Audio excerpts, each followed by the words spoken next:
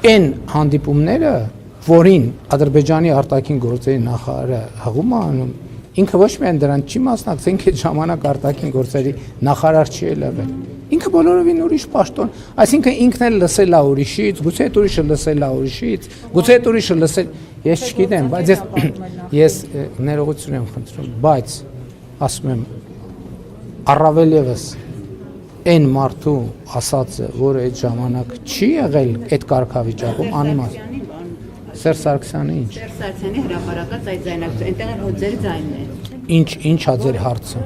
Որ այդպես որ բանակցությունները Ես այնտեղ խոսել եմ իմ թիմակիցների հետ, եւ դա եղել է ազատ ժանրի խոսակցություն, արտանին խոսակցություն,